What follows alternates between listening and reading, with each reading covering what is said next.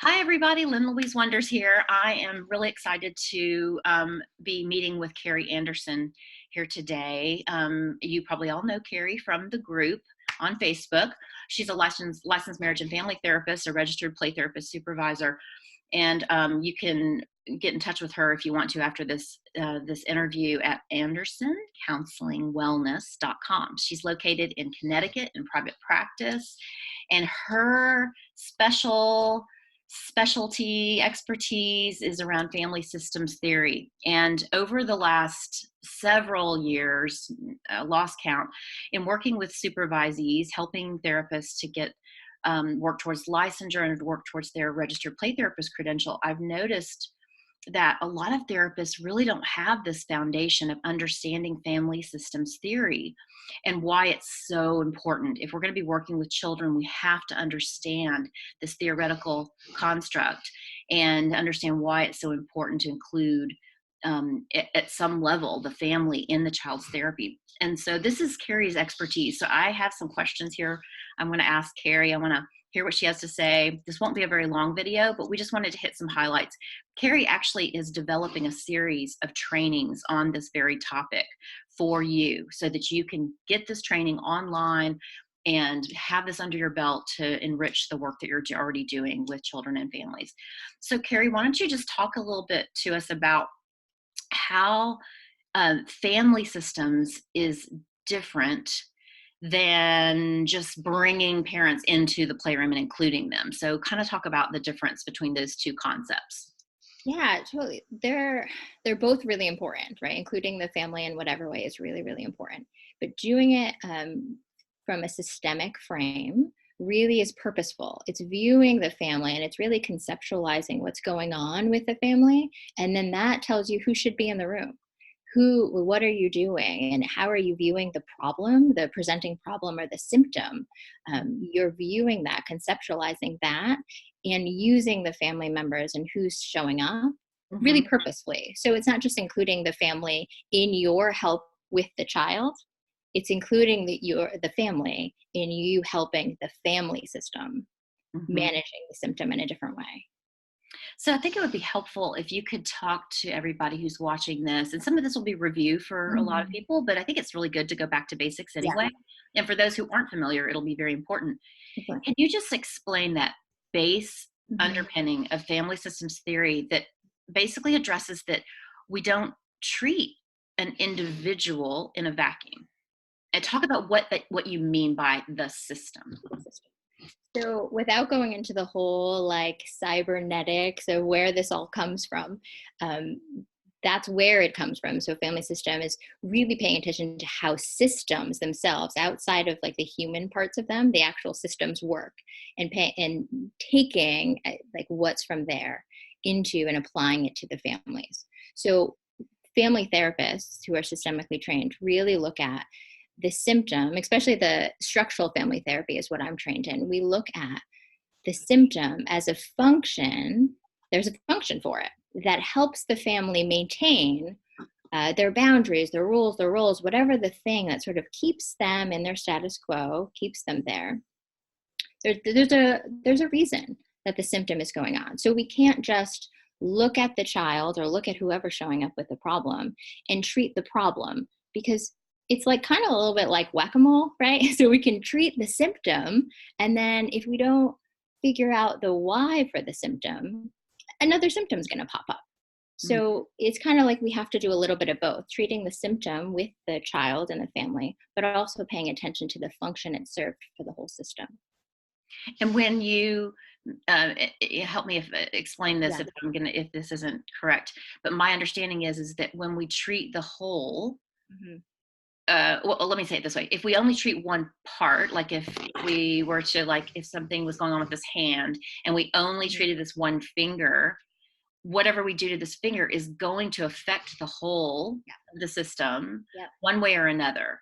But if we don't look at it in the context of the whole hand, of the whole system, it may not be an adaptive change that's made. Do I have that right? Yeah, I mean, it's really the difference between, without going too into theory, because I can tend to do that, but really, A lot of other models look at it in a linear way, like A impacts B, right? And I could see where that makes sense. Family therapy, systems therapy, looks at it in a circle. Yeah. So A impacts B impacts A. So Hmm. something doesn't happen in isolation. So the symptom, whoever's showing up with, doesn't happen in isolation. It happens within the context of the entire system. Yeah. Yeah. Makes sense. Okay. That's a really great way to explain it. Yeah. All right. So I know that from my own study of family systems, there's a lot of theorists, there's a lot of ways of approaching it. There's a lot of sub theories, I guess, under the big theoretical umbrella. Where do you come from? I know you mentioned the word structural, and I'm fairly familiar with that, but maybe you could sort of put some simple understanding about what that means. So yeah, there's tons of different theories. They all sort of relate a little bit, some more than others. But I'm trained in structural and strategic family Mhm, therapy, developed by Salman in like the '60s. mhm, He was seeing that like what he was doing wasn't really helping all the way, like working in the way he was with children and their families wasn't, because it was more linear, it wasn't having lasting and fundamental change for the family. So he developed this idea. His focus is really around, and instructional family therapy is really around this idea of boundaries mhm. and hierarchy within the family system. There's lots of other key terms, but you don't need to know the whole the whole model. But really, it's about boundaries and understanding how, like, the rules of engagement within the family system and between its members really dictate whether there's a function, whether there's a symptom or not. Mhm. And I'm curious to know, when you're assessing the dynamics in a family, how and when are you determining whether those rules of engagement, those Yeah. tendencies, those patterns that are within that Yep. particular system are, and I'm just going to use the word, I know that there's debate around these two words that I'm going to use, but are adaptive or maladaptive, or let's Right. just say healthy or unhealthy. Yeah. How and when do you make that determination? So what's really great is that, and a reason that sometimes therapists get stuck, it's healthy as long as it's not symptomatic. So Mhm. it's not a problem unless it's a problem. So it isn't my right. So it isn't, and we have to be careful as therapists that the boundaries, rules, and roles and hierarchy that I come from in my culture, Mhm. I'm not putting that on the family that shows up, right? So if they're symptomatic, then we just really look at how their boundaries, rules, roles, and hierarchy might be maintaining the symptom, and we target that, and then they're more adaptive, Mhm. and then symptoms should decrease. So it's really a matter of function. Yeah. Yeah, so you're really looking at function rather than, even there's no judgment around whether it's adaptive or maladaptive or whatever. It's just more, is this working? Is this not working? Okay, got it. So I know there's a lot of debate too. I've heard of some family therapists who believe in only seeing the family if all family members are present. And then there's other family therapists who are okay seeing dyads, or maybe seeing an individual in the therapy. What is your approach, and what's your frame around that? So I'll see. I really believe that I can use this conceptualization with an individual, because it's really how you view the family system and how the symptom serves a function. Mhm. It's easier the more people you have in the room to see that sort of play out, because structural family therapy has you do it through enactments. So really they'd come in the room and they're going to show you the way that they respond, who talks, where do people sit, all of that. And that's like my number one assessment. Like, this is what they do. So it's much easier to see that the more people are in the room, but I will use this frame whoever shows up. And I would imagine that using play-based interventions that are introduced to the family would be a way of facilitating an ability to observe those dynamics. What are some of your favorite things that you like to do with families that are play-based?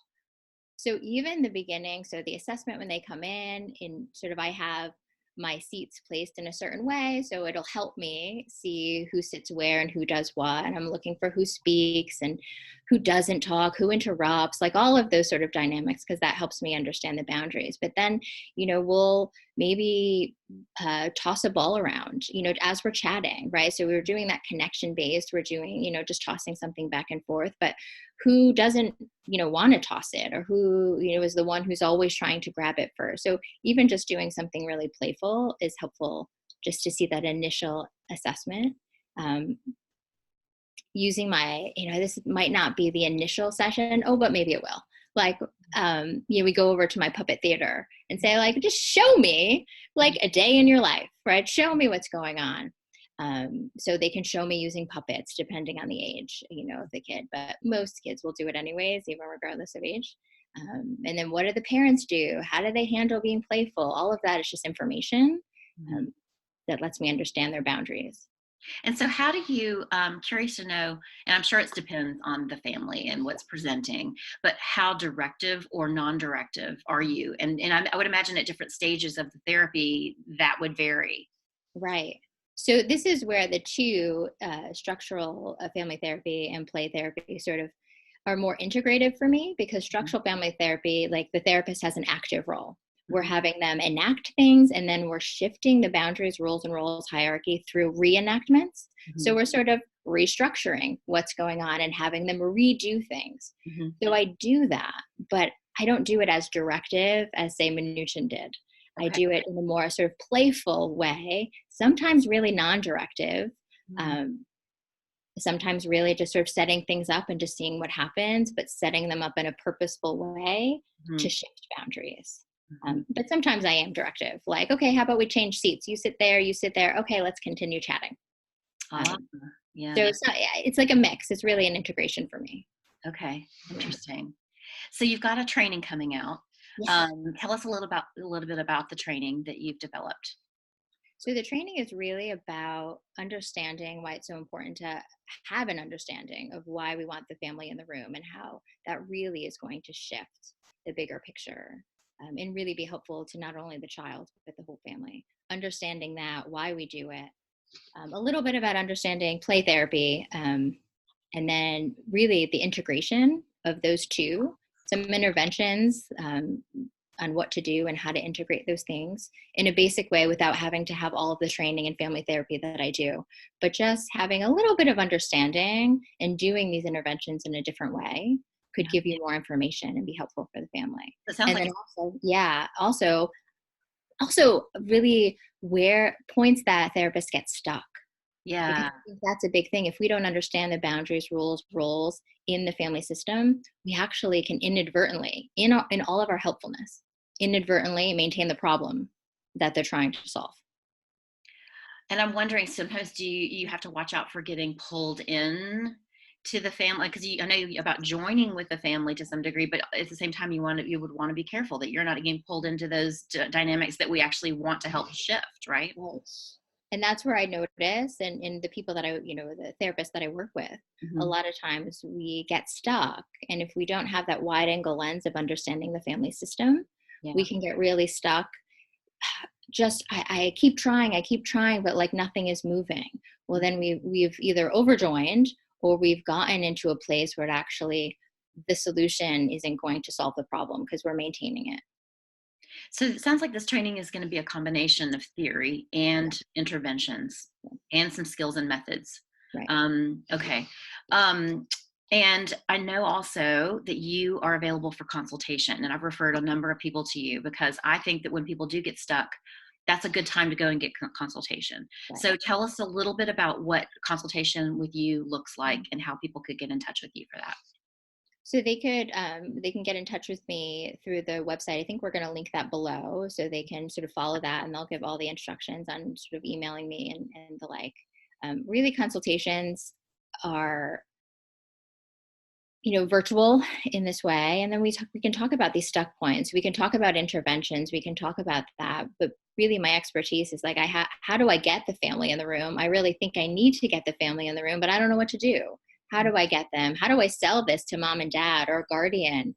Because this is new. I haven't done this before. How do I change what I'm doing? So we can kind of conceptualize around that. A lot of times the consults that I do are like, I'm stuck. I tried all the tricks in my bag. I've done all the interventions and we're making progress, but we've kind of tapped out. I need something more. And then we can sort of look at like, where are you as the therapist in the system and how can we change that? So you're a registered play therapist supervisor, and I know you have training as a supervisor for marriage and family therapists as Yeah. well. If people want to consult with you, or maybe they want to work with you longer term, do you have Yeah. some supervision groups, or do you do individual supervision?